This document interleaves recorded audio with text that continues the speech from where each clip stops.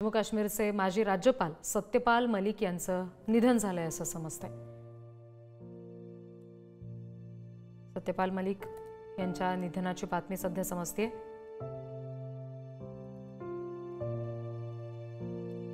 जम्मू काश्मीरचे माजी राज्यपाल आहेत सत्यपाल मलिक आणि त्यांचं निधन झालंय असं समजतंय।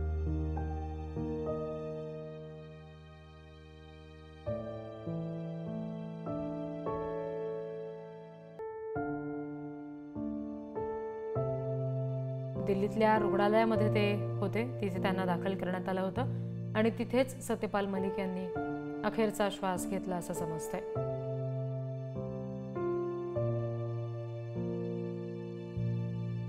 जम्मू काश्मीरचे माजी राज्यपाल सत्यपाल मलिक यांचं निधन झालेलं आहे। दिल्लीतल्या एका रुग्णालयामध्ये त्यांच्यावर उपचार सुरू होते।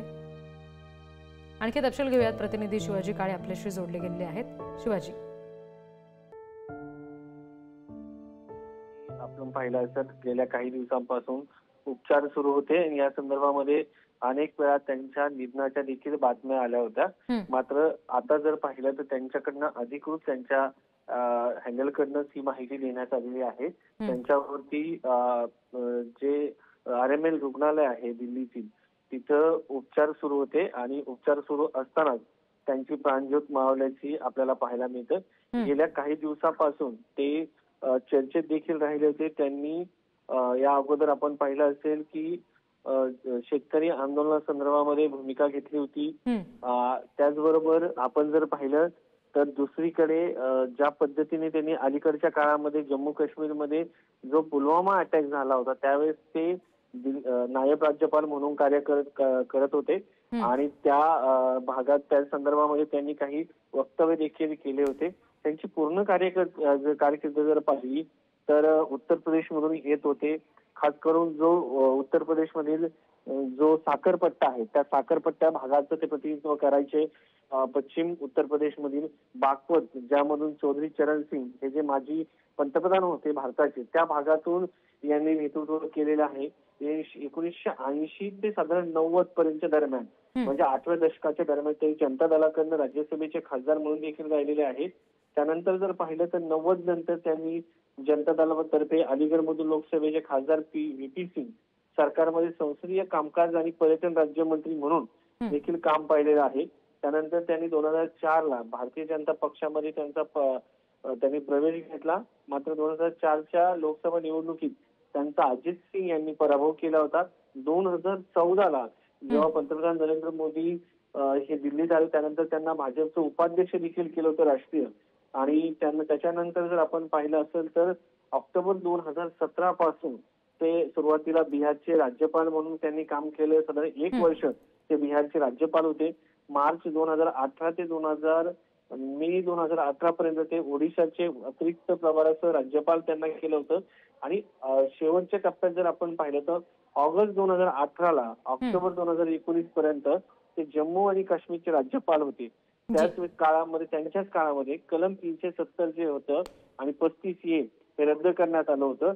5 ऑगस्ट 2019ला, म्हणजे आजच्याच दिवशी 6 वर्षापूर्वी त्यांच्या कार्यकाळामध्ये जम्मू काश्मीरमध्ये जे कलम 370 हटवण्यात आलं होतं। आणि विशेष म्हणजे कुठेही एकही दगड किंवा कुठेही हिंसाचारात्मक घटना त्यांच्या काळामध्ये घडली नव्हती। त्यानंतर त्यांना 2019-20 मध्ये गोव्याचे राज्यपाल करण्यात आलं आणि 2020-22ला ते मेघालयाचे राज्यपाल होते। सगळ्यात महत्वाचं म्हणजे त्यांच्या काळामध्ये शेतकरी आंदोलन असो, त्यानंतर CBIचे त्यांच्या निगडीत लोकांवरती पडलेले छापे असो, मात्र त्यांच्या काळामध्ये सगळ्यात महत्वाचं म्हणजे कलम 370 हे हटवण्यात आलं होतं। त्या काळात ते त्या ठिकाणी उपराज्यपाल म्हणून कार्य करत होते आणि त्या ऐतिहासिक निर्णयामध्ये त्यांनी मोठं काम केल्याचं आपल्याला पाहायला मिळतं। त्यांनी देश सेवेसाठी काम केलं। त्यांनी शेतकऱ्यांच्या संदर्भामध्ये त्यांना मोठा लढा होता। शेतकऱ्यांच्या भागातून येत होते। खास करून पश्चिम उत्तर प्रदेश हा जो भाग आहे हा ऊसपट्टा गुळाचं मोठ्या प्रमाणात उत्पन्न होतं आणि शेतकरी आंदोलनामध्ये याच भागातील शेतकऱ्यांनी मोठ्या प्रमाणात सहभाग घेतला होता। त्यामुळं सातत्याने शेतकऱ्यांबद्दल असलेला हा नेता राहिलेला आहे। शेतकऱ्यांचं प्रतिनिधित्व करणारा नेता राहिलेला आहे जी. आणि त्यामुळे ते सरकार कोणाचंही असो सरकार विरोधात भूमिका घ्यायला जी. मागे पुढे पाहत नव्हते. त्याचाच भाग म्हणून त्यांनी मधल्या काळामध्ये केंद्र सरकारवरती टीका देखील करताना आपल्याला पाहायला मिळाले होते. मात्र त्यांची अखेर उपचार सुरू असताना RML हॉस्पिटलमध्ये त्यांची प्राणज्योत जी आहे ती मावळलेली आहे आणि त्यांचं शेतकऱ्यांच्या संदर्भामध्ये आणि जम्मू काश्मीरमध्ये खास करून त्यांनी जे कार्य केलं होतं ते महत्वाचं मानलं जातं. कारण त्यांच्याच काळामध्ये आजच्याच दिवशी 5 ऑगस्ट 2019ला जम्मू काश्मीरने कलम 370 हटवण्यात आलं होतं आणि आजच त्यांचा मृत्यू झाल्याचं आपल्याला माहिती समजत आहे.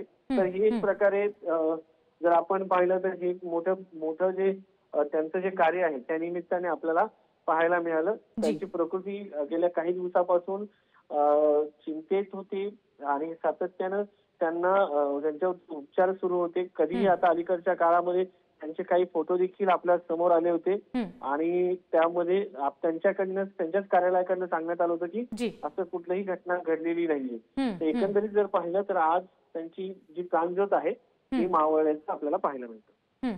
अगदी शिवाजी, धन्यवाद सगळ्या तपशिलांसाठी.